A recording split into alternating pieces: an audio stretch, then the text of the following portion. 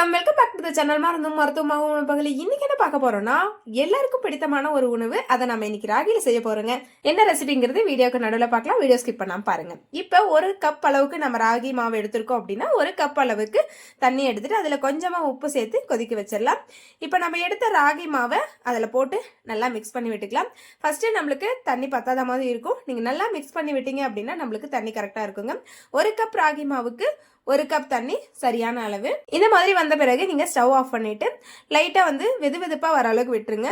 கை பொறுக்கிற சூடு இருக்கும் போது நல்லா சப்பாத்தி மாவு அளவுக்கு பிசைஞ்சு எடுத்துக்கலாம். இன்னும் நல்லா ஆற விட்டீங்க அப்படின்னா இறுகிரும், நம்மளால பிசைய முடியாது.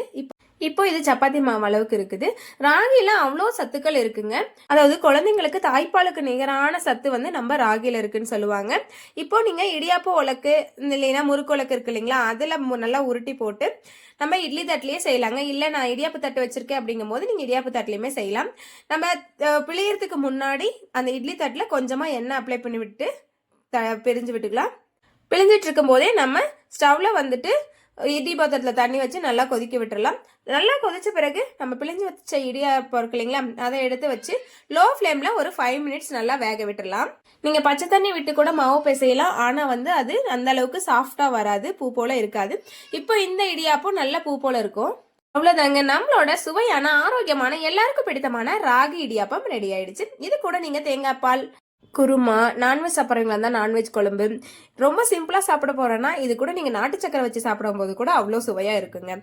எல்லா விதமான மசாலா பொருட்களும், மாவு வகைகளும், ட்ரெடிஷனல் ரைஸ், மில்லட்ஸ் எல்லாமே நம்ம கொலிமலை நேச்சுரல் ஸ்டோர்ல இருக்குங்க. டிஸ்கிரிப்ஷன்ல வாட்ஸ்அப் நம்பருக்கு வேணுங்கிறீங்க கான்டாக்ட் பண்ணி வாங்கிக்கலாம்.